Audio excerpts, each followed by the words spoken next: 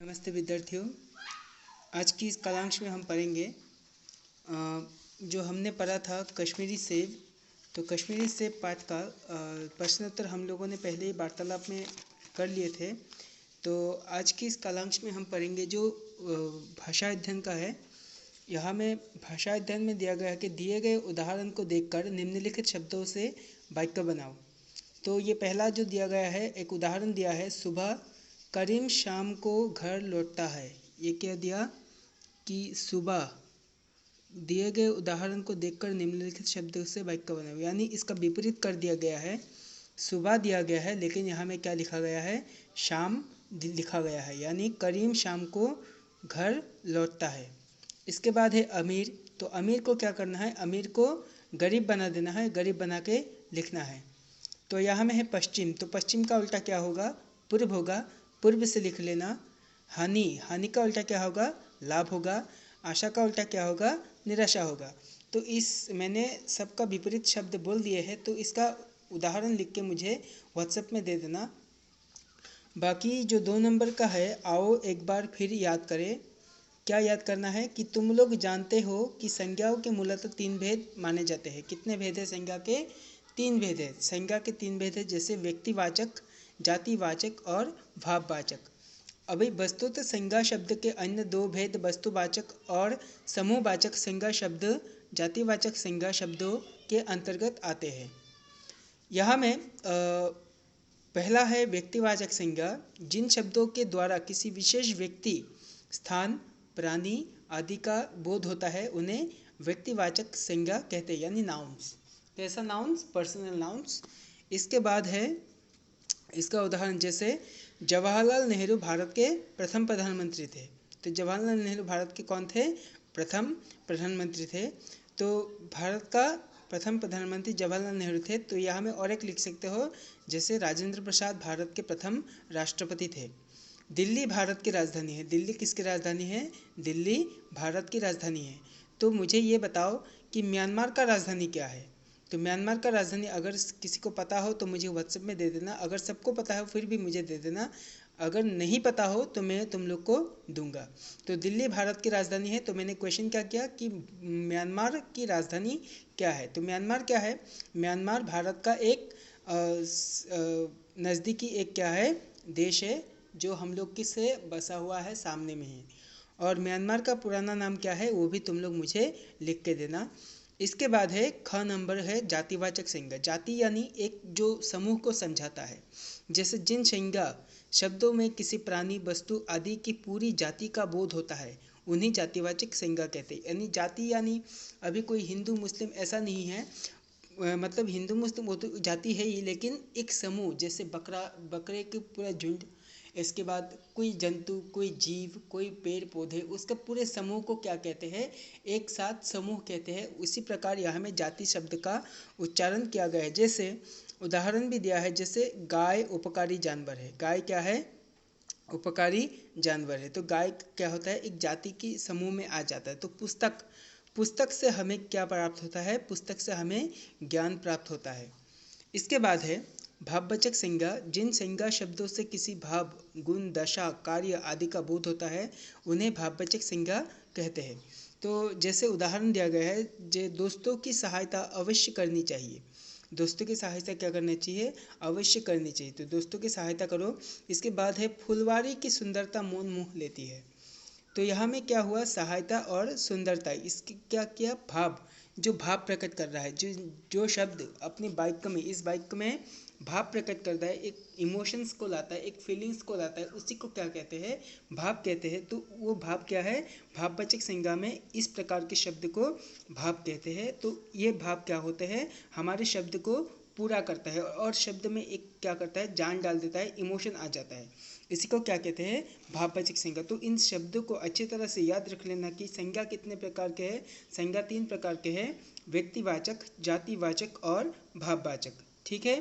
तो इसके जो पिछला का हिस्सा ये क्या लिखा है कि अब निम्नलिखित शब्दांश गद्यांश को ध्यान से पढ़ो और उसमें से संज्ञाएं छाट कर दी गई तालिका में लिखो। तो यहाँ में एक पैराग्राफ दिया गया है। इस पैराग्राफ को तुम लोग अच्छी तरह से पढ़ लेना। पढ़ के तुम लोग इस कॉलम को पूरा करना, कौन सा किस में आएगा। इसके बाद का 3 नंबर का दिया गया है कि इन वाक्यों को ध्यान से पढ़ो। काला कुत्ता दौड़ रहा है, मेरे विद्यालय में 15 कमरे हैं, ये ऊंचा पेड़ है, गिलास में थोड़ा दूध है, वो लड़का खेल रहा है। तो ये यहाँ कुछ प्रकार के वाक्य दिए गए हैं जिन्हें तुम लोग को बताना है कौन सा क्या है। यहाँ में दिया गया है दूध की मात्रा का परिमाण, दूध की मात्रा या परिमाण बता रहा है, उसी प्रकार वो शब्द लड़के की विशेषता बता रहा है, तो इन्हें विशेषण कहते हैं। किसी वाक्य में जो जो शब्द उस वाक्य में विशेषता डाल देता है उसे विशेषण कहते हैं। तो उस विशेषण क्या हुआ, थोड़ा दूध की मात्रा या परिमाण। तो थोड़ा क्या किया, थोड़ा यह क्या है, विशेषण है। विशेषण के मुख्यतः 4 भेद है, इसको भी याद रखना है कि विशेषण मुख्यतः कितने भेद है, 4 भेद है। गुणवाचक, संख्यावाचक, परिमाणवाचक और सर्वनाम वाचक या सार्वनामिक विशेषण। तो बहुत ही जरूरी है, इन्हें अच्छी तरह से पढ़ लेना। अब निम्नलिखित अनुच्छेद को पढ़ो और उसमें से विशेषण शब्द को छाट कर फिर से लिखो। प्रत्येक विशेषण शब्द के भेद का भी साथ में उल्लेख करो। यहाँ में दिया गया है और एक पैराग्राफ, तो इसे पढ़ के ट्राई करना, बाकी पीछे देखा जाएगा। इसमें दिया गया है कि चुन चुन कर सेब रखना, इस वाक्य में एक ही क्रियापद चुनना 2 बार आया है। अब तुम उदाहरण को देखकर निम्नलिखित शब्दों को वाक्य बनाओ। खा खा कर, राम खा खा कर मोटा हो गया है। तो ये बहुत ईजी है, अच्छी तरह से कर लेना। इसके बाद है रो रो कर, बच्चा रो रो कर क्या हो गया, बच्चा रो रो कर ठिठक गया या रो रो कर थम गया। दौड़ दौड़ कर, लड़का दौड़ दौड़ कर स्कूल जा रहा है, ऐसे भी लिख सकते हो। बोल बोल कर, माँ मुझे बोल बोल कर थक गया कि मैं खाना खा लूँ। मार मार कर, पुलिस ने चोर को मार मार कर जुर्म कबूल करवा दिया। रह रह कर, एक ही जगह पर रह रह कर रामू थक गया। ठीक है, तो इन शब्दों को लिख लेना। इसके बाद है 5 नंबर का, पास के वृत्त में दिए गए विशेषण शब्दों से खाली स्थानों को भरो। यहाँ में कुछ शब्द दिए गए हैं और इन शब्दों को क्या करना है, आप लोग को यहाँ में भराना है। पांडव डैश भाई थे, पांडव कितने भाई थे, लिख लेना। एक दिन डैश थी, एक दिन क्या थी, लिख लेना। वन में पांडवों को डैश जोर की प्यास लगी, आसपास जल का अभाव था, डैश वृक्षों के कारण दूर तक दिखना मुश्किल था। तब नकुल ने एक डैश पेड़ पर चढ़कर देखा कि डैश दूर पर जल से भरा एक डैश था। तो उसे दूर से उड़कर आता एक डैश पक्षी दिखाई दिया।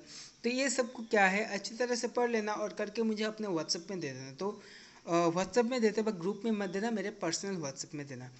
इसके बाद है योग्यता विस्तार। प्रेमचंद की परीक्षा कहानी का संग्रह करके पढ़ो और शिक्षक की सहायता से उसे समझने का प्रयास करो।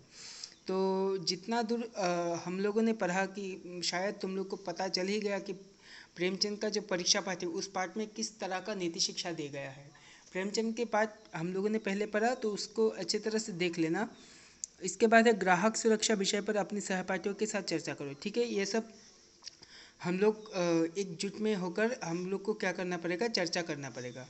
इसके बाद यहाँ में जो अंतिम विषय है वो है शब्दार्थ है, और शब्दार्थ को तुम लोग को अच्छी तरह से याद रखना होगा। यहाँ में शब्द अर्थ दिए गए हैं चौक, चौराहा। चौक यानी जो हम लोग का बाजार होता है, जहाँ हम लोग शाम को कुछ सामान खरीदने जाते हैं, उसे चौक कहते हैं। इसके बाद है मेवा फरोश। मेवा फरोश का मतलब है सूखे या ताजे फल बेचने वाला, सूखे या ताजे फल बेचने वाला, बहुत ही ज़रूरी है, याद रखना। इसके बाद है टमाटर। सेंध, मुफ्त माने फ्री। नीम कोरी, नीम का फल। आध, आधा। तबीयत खुश होना, बहुत आनंद होना। लौंडा, दुकान में काम करने वाला लड़का। कायदा, नियम कानून। सुराख, छेद। गम, दुख। चौकस, सावधान। छटाक, शेर के 16वें भाग की एक तौल, अब ये प्रचलन नहीं है। छटाक क्या नहीं है, अब ये प्रचलन में नहीं है, आजकल बोले नहीं जाते। तराजू, वस्तु का वजन मापने का, तोलने का एक उपकरण। कीड़े लगे हुए। निगाह, नज़र। भाप लिया, समझ लिया। दुर्गति, दुर्दशा। साख, श्रेय, महत्व। तो आज का वीडियो इतना तक ही था। तुम लोग इस पाठ को अच्छी तरह से याद करके पढ़ लेना। आज के लिए इस वीडियो को यही समाप्त करते हैं। आज के लिए नमस्ते।